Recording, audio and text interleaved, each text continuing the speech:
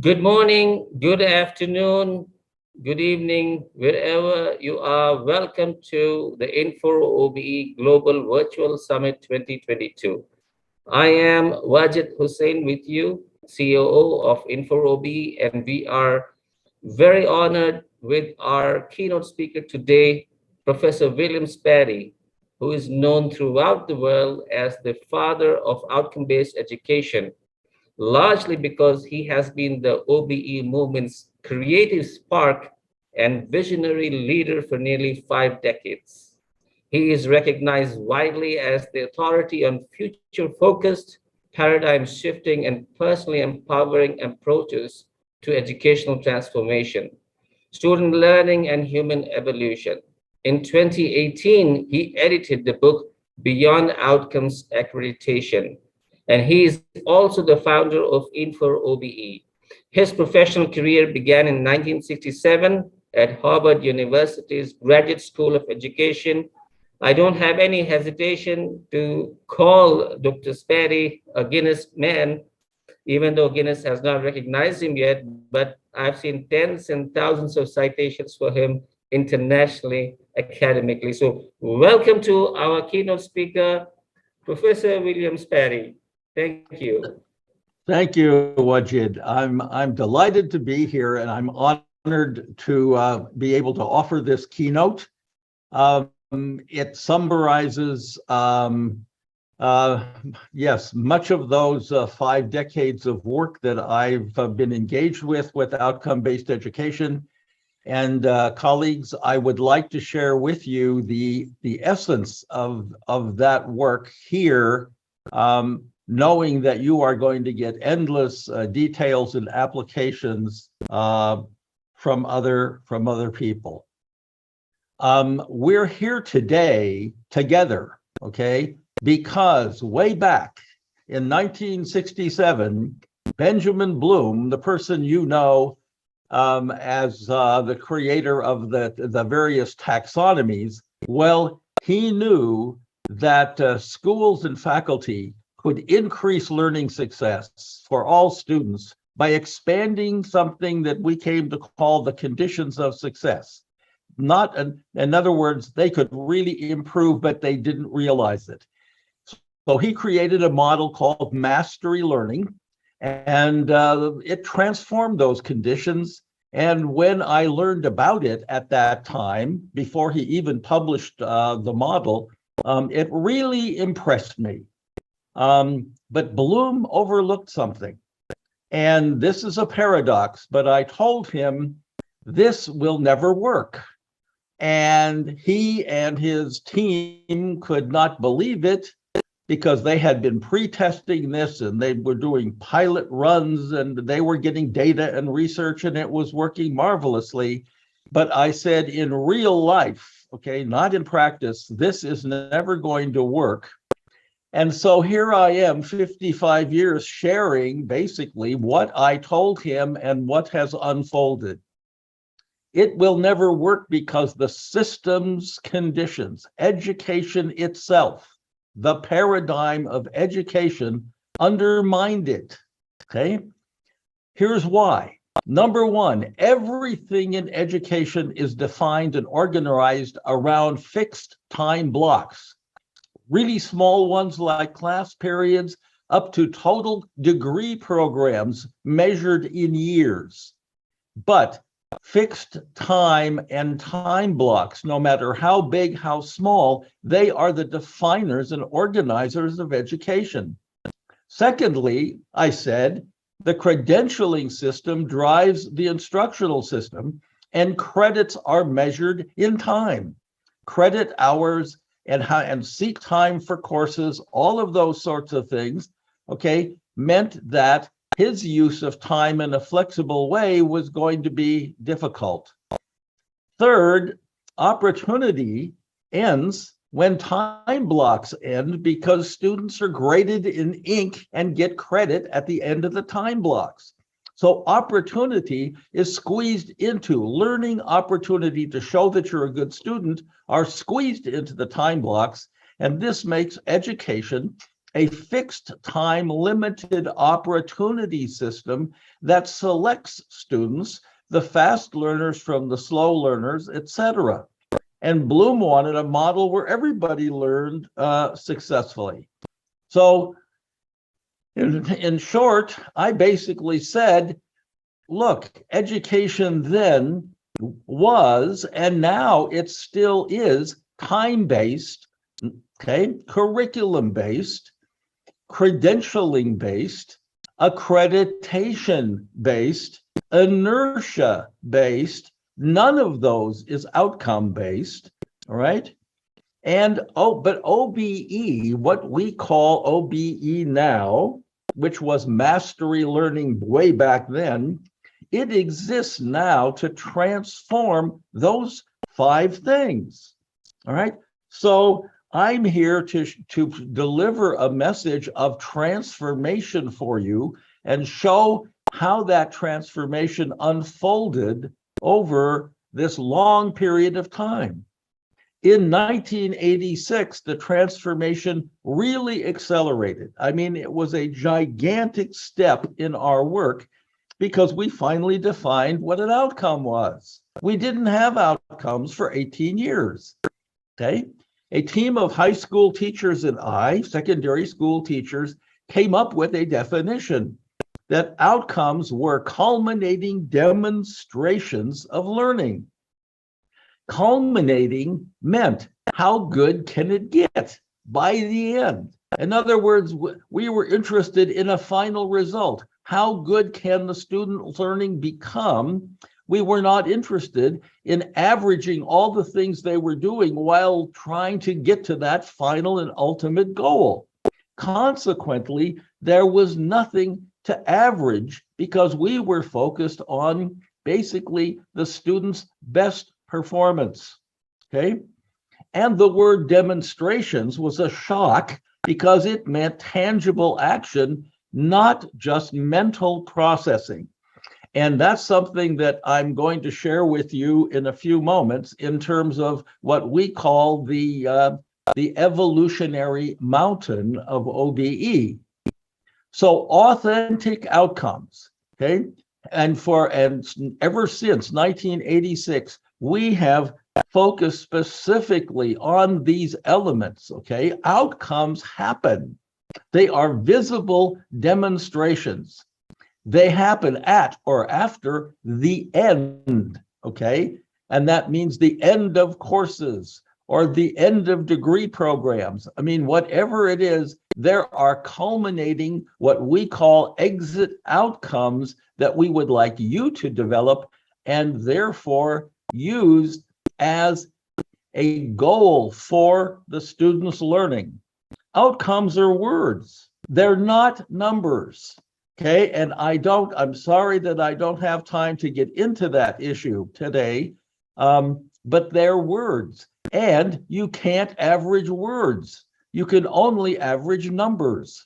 So outcomes are clearly defined, okay, of statements of what the learning expectation is that we have for students. They're big because they matter and they have impact. We're not talking about the day-to-day little objectives. We're talking about the big performance abilities we want students to have in the long run. Consequently, outcomes need to last beyond graduation. Okay, they're there so that they go out the door and make a difference in people's lives. They take different forms, and that understanding absolutely was a key, very, very key part of the evolution that we experienced. So once we had the definition, things really transformed from there. They really transformed. Now, this was followed by, okay, a framework that sort of came out of the skies. It was almost a miracle how this unfolded in 1991. So 5 years after the definition, this framework absolutely shook and transformed OBE itself. Okay. self-directed learners, self-directed learners who are able to take that self-direction into the future and into their lives after education. Collaborative workers who would be able to work effectively in teams, etc., when they were out in the world. Complex thinkers who could reason, think critically, etc., etc. Okay, community contributors, that is, people who could contribute to the welfare, well-being, and excellence of their communities, and quality producers who could really do a great job in whatever their field of endeavor was. Now, this was absolutely revolutionary, colleagues, because up until that time, everything, all the outcomes that anybody was working with they were all about content, concepts that students were supposed to learn, and the kind of skills they were supposed to develop. Suddenly, we had a framework that was about human beings. And when the framework was about human beings, it shifted our frame of reference, our way of thinking about this, and suddenly incredible new realizations took place. Self-directed learners was key. Now, I'm not saying that previous framework is the one that we used all the time. I'm saying the template of having qualities defined, personal qualities and attributes and character became part of the human story of OBE. And learners were the performance roles. That's the template that changed us, okay? What words you use for that is up to you, okay? But self-directed learners at that time really put the learning, okay? It opened up for us a vista. Oh my goodness, the learning is about the self. What does the self, what are the capacities of the self? And the key was self-empowerment for learners to take charge of their own learning because they were going to have to do that in their lives. We worked on self-awareness, opening the door to self-exploration, self-discovery, all right? Because the more you explore, the more you discover, the more you're able to do, okay? And at that point, the discovery was not just about more things to learn in the curriculum or in one's area of interest. It was self-discovery about human capacity itself and what was possible for people. That opened the door to something remarkable. And that's where my own personal experiences played a big part in this. Self-regulation is the capacity to go into a more serene, quiet state. Some people talk about it as meditation, some people about mindfulness, but it brings the heart rate down, it gets the chatter in the mind down, and we can function from that regulated state in a much more effective and healthy way in our lives. I discovered, okay, through research being done by the Heart Math Institute in the United States and a man named Dr. Bruce Lipton, I discovered that in fact, through that kind of practice, you could slow down cell division. Consequently, the whole body was healthier longer, all right? Our whole state of health and condition and welfare could improve. Oh my goodness, these were all shocking revelations that I have been sharing for the last 20 years.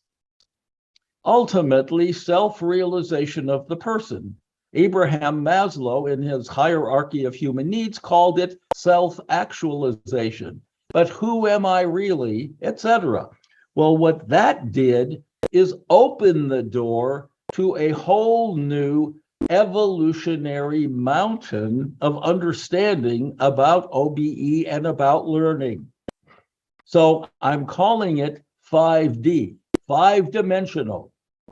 We understood very early, okay, when that definition got created, that cognition, that is using your brain, okay, was simply one-dimensional learning, okay? It could go very deep, you could do complex things, but all you could do was think. Then what? Okay, what else could you do? Well, we realized that dimension two, competence, was what it meant to really be able to go out and apply and function effectively. Competence was a whole level beyond, and it reinforced whatever was in cognitive learning, but it was application. It was the ability to really do something, but you had to do something somewhere.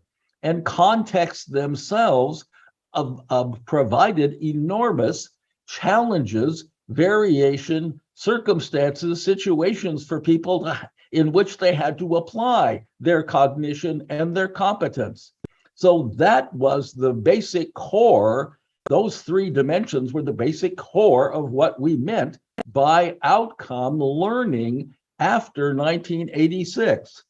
Well, something happened. And it happened because we realized that outcomes take different forms, and those forms include very complex things called performance roles and life roles. They are complex configurations. Okay, could people really do that in a sustained way over a period of time in these constellations of competence that they were playing out? That gave us fourth dimensional learning, and then self-direction. Okay, that transformed OBE, but then self-direction really gave us a whole new awareness about the coherent consciousness that people could have. So what I've encouraged people to do, okay, and this has been consistent, all right, is climb the peak. Go all the way to the 5D peak, because at the peak, you are going to discover 8 more innate potentials of human beings. Our empowering human nature, our 25 or more intelligences, not simply IQ, okay? 10 resilient capacities that are just remarkable evidence of the innate capacities of people. Our natural learning process, which is a remarkable tool that was developed by one of my colleagues. Our 5 ever-evolving well springs of being, of well-being, all right? Our quantum and cosmic essence as human beings, what a surprise that is. Our epigenetic capacities, that's Dr. Lipton's work.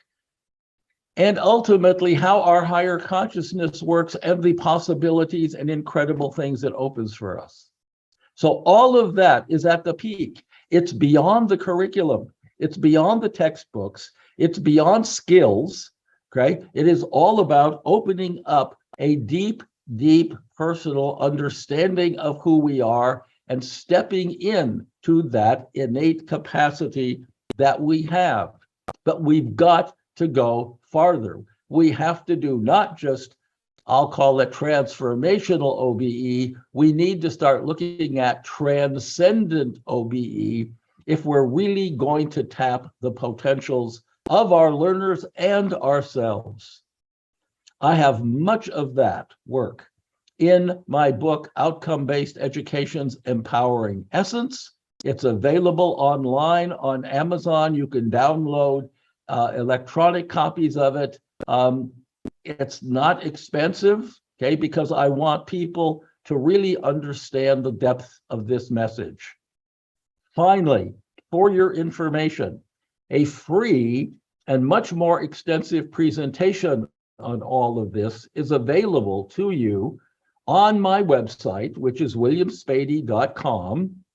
And you can contact me through InforOBE at this email address, founder@inforobe.org. So I invite you to visit the website, look at this more detailed presentation, It will be up and available in just a few days. I've already recorded a significant segment of it.